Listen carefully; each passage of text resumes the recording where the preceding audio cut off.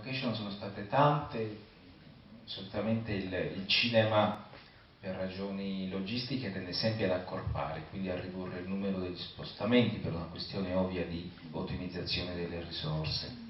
Noi abbiamo derogato anche a questa regola perché il film, nonostante sia un low budget, ha avuto il sostegno di tantissimi comuni della Sardegna, sono circa 30, e chiaramente a volte in cambio dei 1000 euro promettevi che si sarebbe girato un pezzo di film nel loro territorio, o dentro il paese o comunque nelle campagne.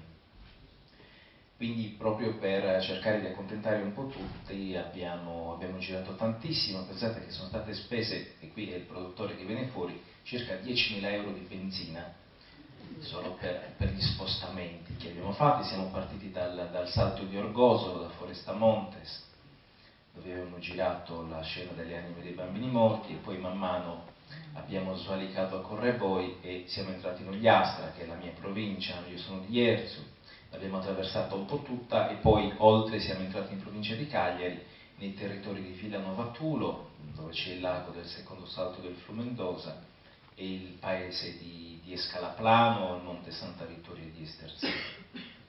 Quindi sì, le location sono state effettivamente tante. Sì.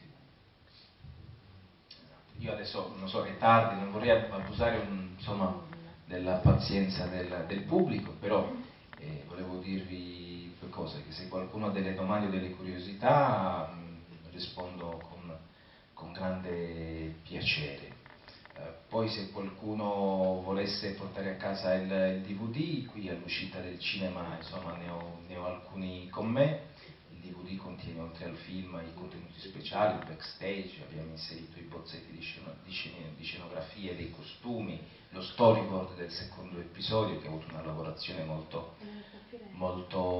complessa. Lo stiamo vendendo a un prezzo popolare di 10 euro, insomma, quindi se poi qualcuno vorrà prenderlo mi troverà all'uscita. C'è qualche domanda, qualche curiosità? Io non so quanti sardi ci siano presenti in sala, prego. Adesso facciamo arrivare il microfono. Sì, un momento, il microfono, grazie. Il secondo episodio è una storia tradizionale o l'hai scritta tu? E le madri che lui incontra nel viaggio sono una maschera tradizionale, o che rapporto ha la figura di quella madre lì con le maschere tradizionali? Allora, il secondo episodio è un mix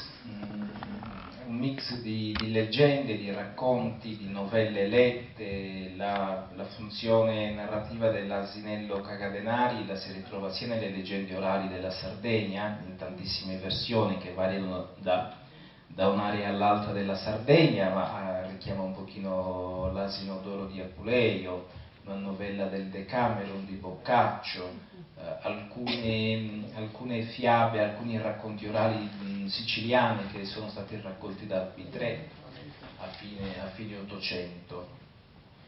Quindi siamo partiti da un vissuto personale, che erano le storie dei miei nonni che mi incuriosivano. Penso alle anime dei bambini morti. La credenza cattolica riteneva che i bambini morti prima del battesimo morissero col peccato originale e non potessero essere sepolti in terra consacrata. No, andavano nel limbo. Andavano nel limbo, ma realmente fuori dai cimiteri, su Camposanto, dal Camposanto, c'era un lembo riservato ai suicidi e ai bambini morti prima del battesimo, proprio perché morivano col peccato originale. Un altro elemento tratto proprio dalla tradizione sarda è il Perdaliana, che è uno dei tacchi che stanno nell'area del Gennargentu. Si sosteneva che lì gli Scogasa, le streghe, le fattucchiere sarde, nelle notti di luna piena tenessero i sabba per adorare il diavolo, e in quelle occasioni i pastori e i contadini, in cambio di ricchezza, di fortuna o di guarigioni, andavano e vendevano l'anima al diavolo. Quindi tutta questa serie di dicerie, di leggende. Io stesso, insomma, quando ero bambino avevo numerose verruche. Mia nonna, mi ricordo che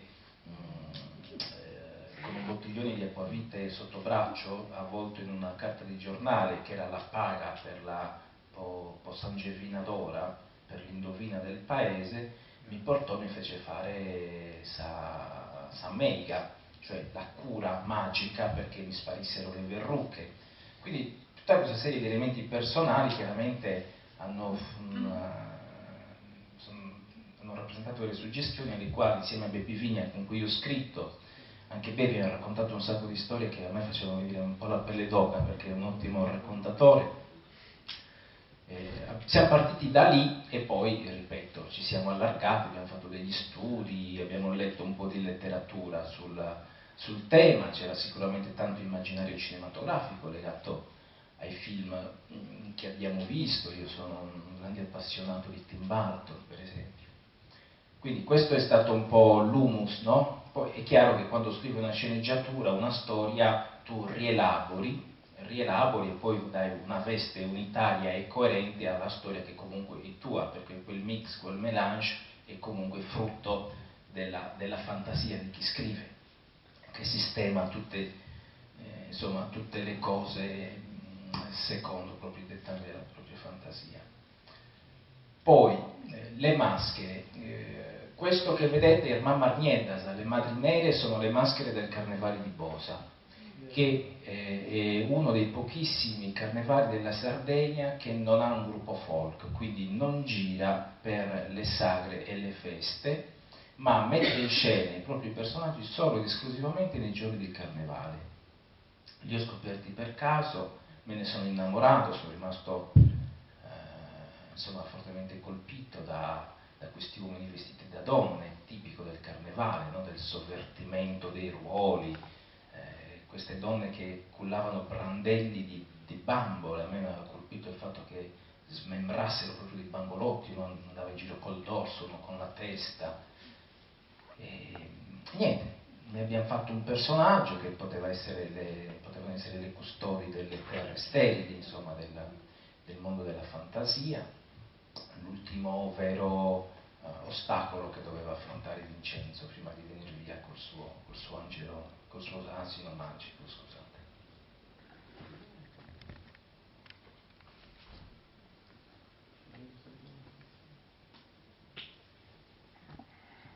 C'è qualche altra domanda?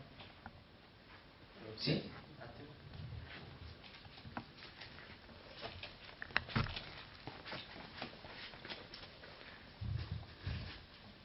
Ecco, come mai non si vede il mare? Manco in un'immagine, ecco. Strano, ecco, per un sardo. Comunque è ambientato anche in comuni vicino al mare, ho visto Tertenia, ho visto...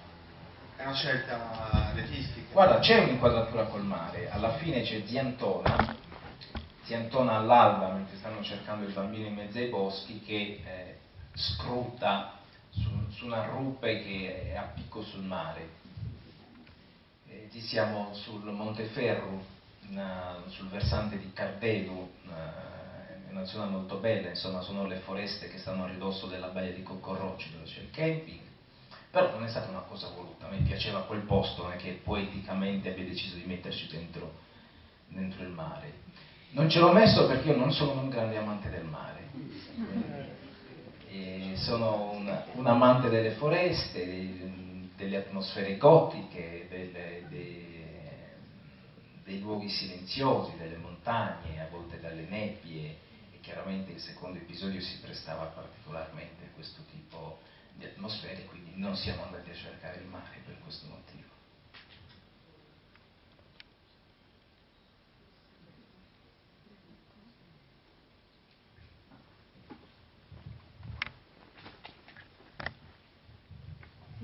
A me sembra che si sia voluto raccontare appunto in entrambi gli episodi il percorso di crescita dei ragazzi. Mi sembra appunto che qui si voglia evidenziare che questo percorso nei ragazzi, nei bambini in Sardegna avvenga attraverso le storie misteriose, le favole terrificanti che ci hanno raccontato i nostri nonni, le nostre mamme, che affondano nella mitologia greca. Infatti io ho pensato tanto a Ulisse, per esempio, anche questo gesto del bambino di tapparsi le orecchie per non sentire i richiami, le tentazioni, E subito ho immaginato Ulisse che si era fatto legare all'albero della nave, così anche i suoi compagni, per non diciamo soggiacere ai richiami delle sirene. E quindi entrambi gli episodi raccontano proprio questo percorso di gioia e di sofferenza dei ragazzi nella loro crescita. Ed è tipico della Sardegna, insomma, quello dei grandi, delle nonne, delle mamme, di raccontare, perlomeno fino a, non so ora attualmente, per la verità, io parlo della mia generazione, cioè, in cui appunto la fanciullezza e l'essere bambini è stato caratterizzato da questi racconti terrificanti, veramente. Io sono nata a Bitti e ricordo molto bene queste favole e secondo me affondano appunto le radici nella tradizione mediterranea. Ci sono forti richiami al mondo greco, a Ulisse, che appunto esprime il percorso di conoscenza, questo viaggio, questo percorso di evoluzione, di crescita. Ecco, io faccio il complimento con lei perché il film mi è piaciuto moltissimo, è veramente straordinario. Grazie.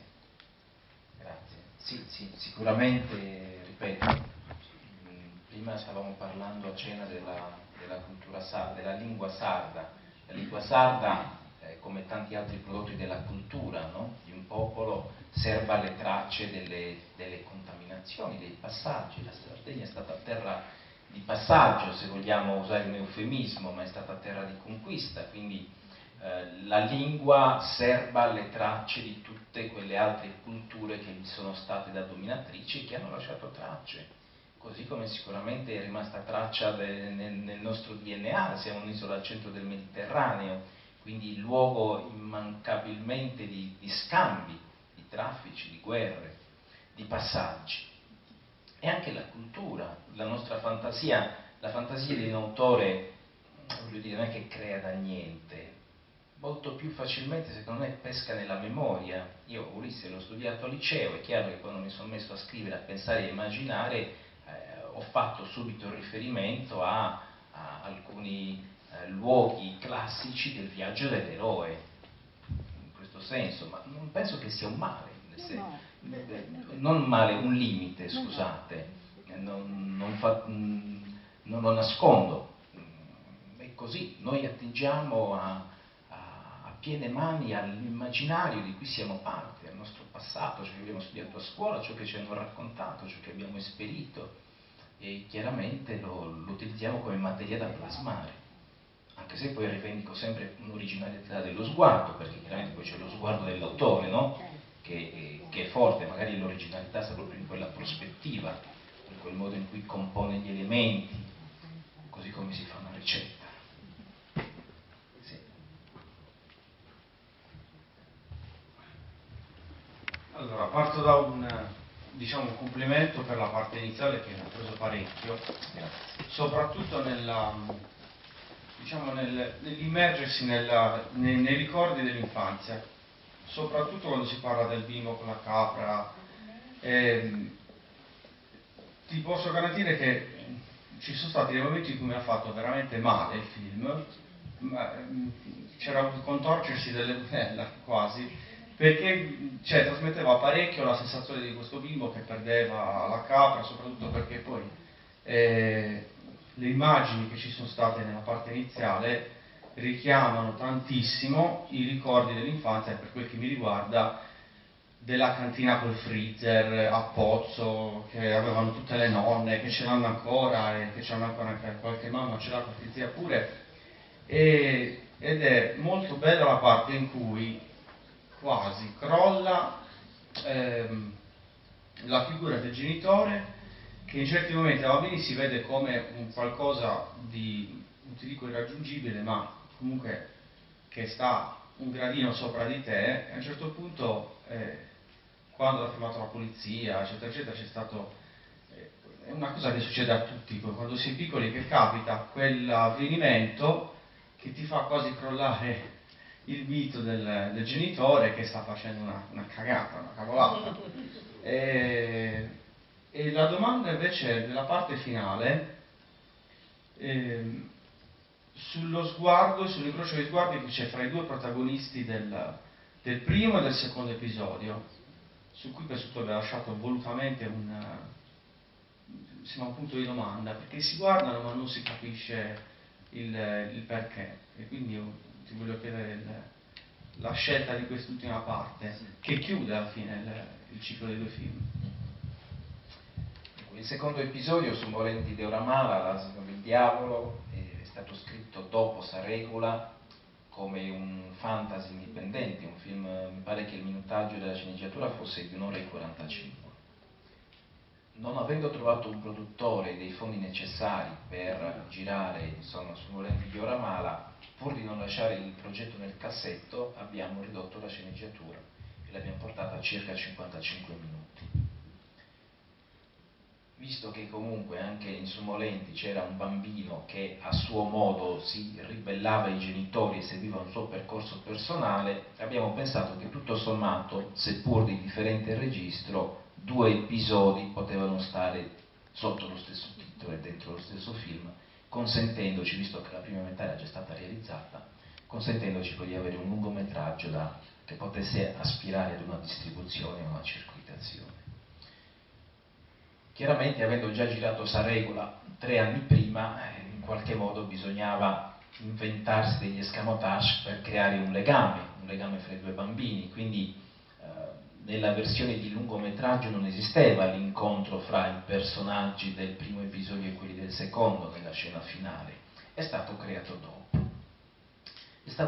dopo. Abbiamo voluto cercare in qualche modo una liaison, perché poi ci siamo detti che il paese in cui si svolgono le 2 storie è lo stesso, quindi era credibile che all'ingresso di scuola si incontrassero i 2 protagonisti e si osservassero in qualche modo come passarsi un testimone. Poi è difficile metterci un'intenzionalità ben precisa, spesso certe scelte sono puramente simboliche, quindi hanno un potere evocativo non necessariamente definito, anche perché è giusto lasciare poi al pubblico, insomma, che ognuno trovi una sua chiave di lettura, una sua suggestione personale nella cosa. Non dovevano dirsi niente di specifico questi 2 bambini, dovevano guardarsi come se ci fosse qualcosa in qualche modo ad accomunarli, tutto sommato.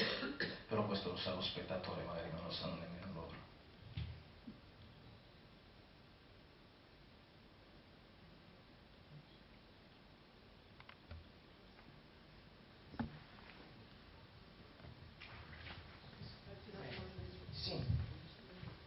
Volevo sapere come sei riuscito a dirigere i bambini e a farli recitare così bene, perché è sempre difficile lavorare con i bimbi e questi mi sembrano Efisio prima e poi anche il gruppo dei ragazzini, tutti molto molto bravi.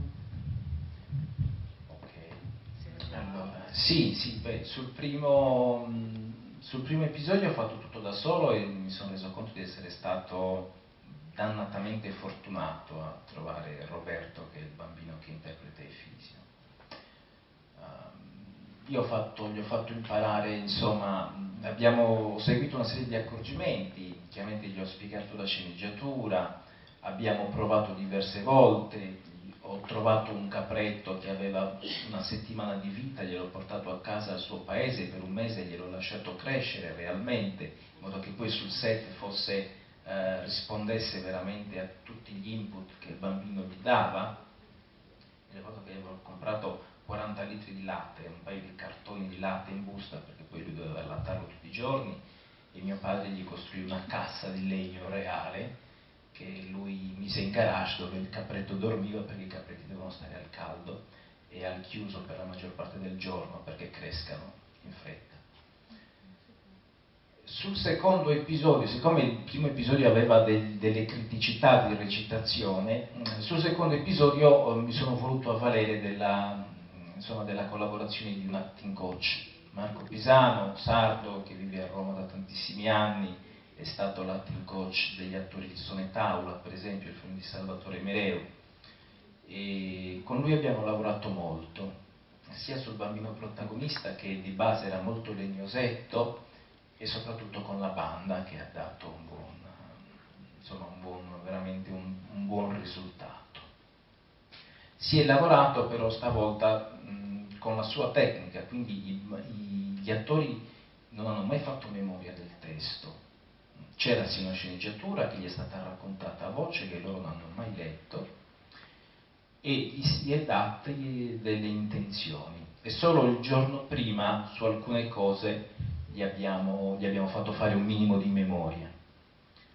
Tante battute sono state improvvisate al momento, abbiamo lavorato proprio molto sull'improvvisazione. Pensate che la sceneggiatura nel mondo della fantasia era tutta in rima secondo il modello metrico della poesia estemporanea logudorese in Sardegna, che è una forma di poesia improvvisata per ottave di endecasillabi in ribabacciata, quindi il dialogo era molto severo, tutto in rima secondo questo rigido modello metrico, con molti più indovinelli, scioglilingue eccetera. Ci siamo resi conto che per il bambino questo non andava bene, perché diventava meccanico, ripeteva la cantinella e la pappardella, quindi abbiamo smontato la maggior parte delle rime e gliele abbiamo fatte rendere insomma in un modo un po' più prosaico, con molte meno rime, in modo che il bambino risultasse molto più spontaneo nell'esprimersi, altrimenti ci siamo resi conto da subito che faceva veramente la recita scolastica. Sì, questo insomma quel che più o meno ricordo. Ringraziamo Simone e gli facciamo tanti auguri per questa carriera che comincia. Speriamo che continui, adesso non vuoi. Grazie.